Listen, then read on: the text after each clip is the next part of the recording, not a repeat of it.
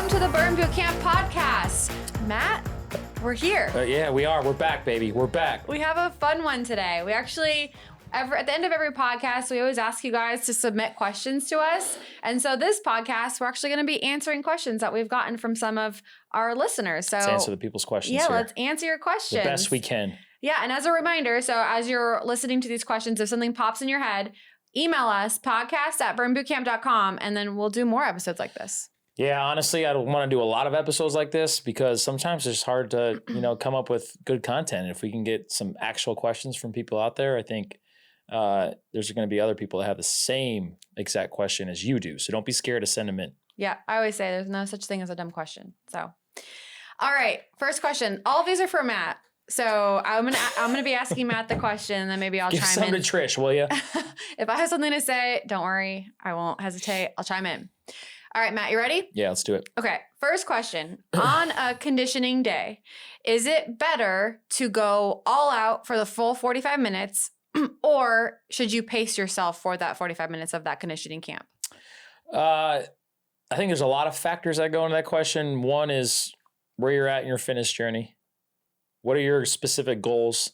And then like from a short-term perspective, it's like, well, how much sleep did you get the night before? How much food did you eat? How much water have you drank? So like at a high level, I think our conditioning days are high intensity interval training. So burst training is one, for example. If you've been to a burst training, I always say you always know what you're going to get into in burst training. Mm-hmm. You're going to work for a specific amount of time, and then you're going to get half of that time in recovery. So and you're going to do multiple rounds in a row. So if you work for 40 seconds, you're going to get 20 seconds of recovery. If we work for 30 seconds, you're going to get 15 seconds of recovery. So it's always 2-to-1 on burst. And I know there's other conditioning days where you might do it for reps, or you might go for a long amount of time. But if you ask me, my goal is always a relative intensity to what you're at. So for me specifically, during a conditioning day, I want to fail the talk test multiple times during a workout.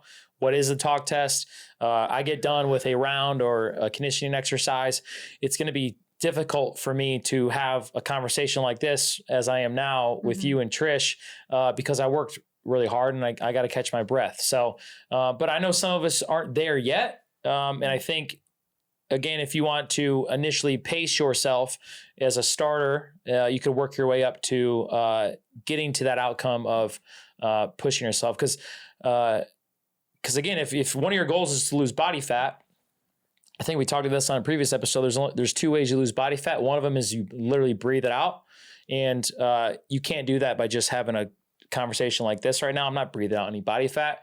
Your heart rate's got to get up to a certain level and then your breathing cadence speeds up. So I think everyone wants to lose body fat if that's one of your fitness goals. And one of those ways is to work out pretty at a high intensity level. So yeah, I don't know if that answers the question. So well, I don't know if it's necessarily if there's like a true answer to it, because I also think it depends on the person. Depends on the person. So I think about like a burst training camp. So when I'm going into, I sometimes mentally prepare myself going into a camp. Again, I think it goes back to what you said about depends on the day. Because if maybe like last night, my 2-year-old did not sleep. So I might approach camp differently today. Yeah. But if I got, a lot of sleep and I'm going in with like a lot of energy, I might challenge myself mentally going into a burst training camp saying like, I know burst trainings typically, unless we alter it, but it's like you said, 40 seconds on. So 40 seconds of that high intensity training, but mentally you get 20 seconds of recovery. So I think it's all kind of dependent on the person. That to me is like, I really like challenge myself.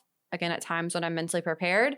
And so I would then try and go all out for 45 seconds. Mm-hmm. But there's for sure going to be camps when I can't do that for 40 seconds. Yeah. And I mean, full transparency, on conditioning days where I don't feel great, I don't go like all out. I think I tell myself if I've slept good and I've eaten the amount of calories I should and I've drank enough water, there's no reason why I shouldn't go all out. But there's days where you don't sleep well, you get busy and you might miss a meal, not on purpose, but you don't have the calories to burn. So, and then you're like, all right, I'm still going to work out and train, but maybe my foot's not all the way on the gas today. And that's all right. Cause I know there will be days where I feel good and then my foot will be on the gas. So It's really individual dependent. And I know some people don't like that answer, but it's the truth. Yeah. And I also think that that's the beauty of our trainers too. I know I always hear a trainer in my head when I'm, wanting to stop. And it's like, just give yourself 5 more reps. So maybe if you're not in that mentality of going full out that day on a cardio day, but you're like, I can get 5 more reps. Like challenge yourself that way. And it might not be full, it might not be the full 40 seconds, but at least you're giving yourself a little bit more. You're pushing yourself outside of that comfort zone, whatever that comfort zone looks like that day. Yeah. So I don't know. That's just my opinion. Yep. Cool. All right. Next question, Matt. I know you have been an advocate for first form creatine. So that's a creatine I think that you took before we rolled out our own creatine. Before we had ours. Can you go over the difference between the two? Well, the only reason I took first form creatine because we didn't have ours yet, and I'm team Burn Boot Camp. So, look, creatine, it all does the same thing, but I'm invested in the brand, and I know you guys go to Burn Boot Camp. It's right there on the shelf. There's no need for me to go online and buy some other. I believe in the brand. I'm gonna support Burn Boot Camp, and creatine. All creatine pretty much does the same exact thing from a benefit perspective. So that's really why I use First Form, because we didn't have ours yet. It was in process of getting manufactured. And once we have it, that's the one I buy. So it's as simple as that.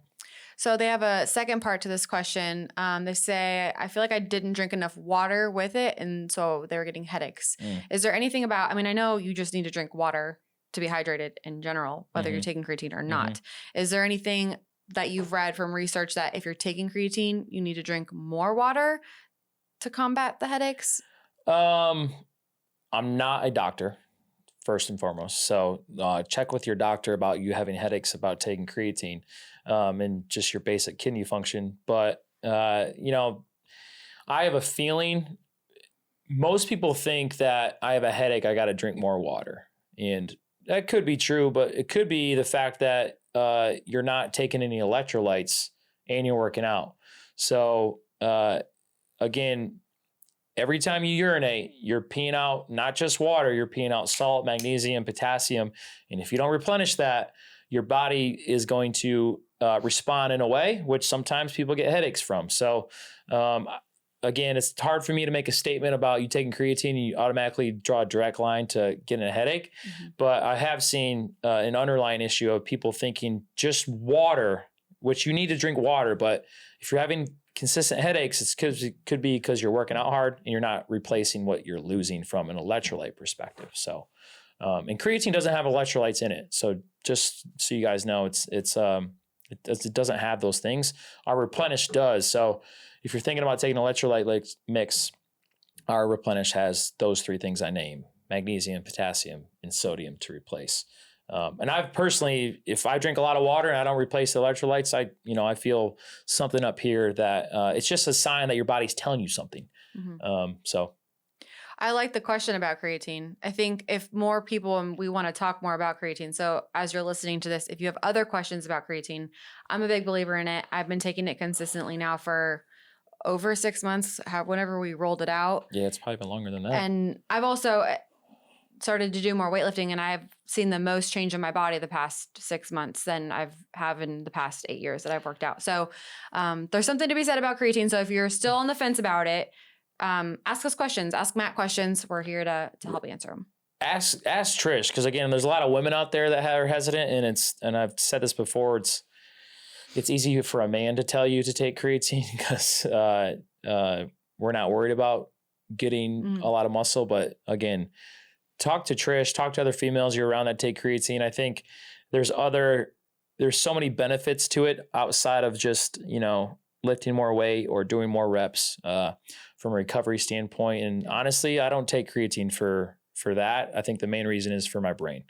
So again, your brain uses it just like your muscle does, and it needs it on stressful days. And some days are stressful at work, and I need something to get past that. And there's a lot of research coming out about like just your mental health as well, about like it helps with depression and anxiety. It helps you stay calm. So again, if you have questions about that, let us know, and we'll continue to put the most recent research about creatine, because they do studies all the time and they're finding new things about the benefits of it. So creatine is like a wonder drug. Mm-hmm. Awesome. All right. Last question. Is the deload period for beginners or for all? And should it be planned or just when the body needs it? Last part of this question. If planned, what is the recommended ratio and what activities should I be doing? That's a loaded question. A lot. Again, this is kind of like our first question where it's kind of individual dependent. I'm going to talk through my lens first. Again, I've been lifting weights. I'm getting old. I've been lifting weights like 20 years. I'm 36. I started like before I was 16. Personally, I don't believe in it. I believe in having an outcome when you train, specifically when you lift weights. Again, I feel good on some days where I know I can really try and progress in a way where I either lift more weight or I do more reps with that weight, or I take less recovery time, or I change the way I lift the weight.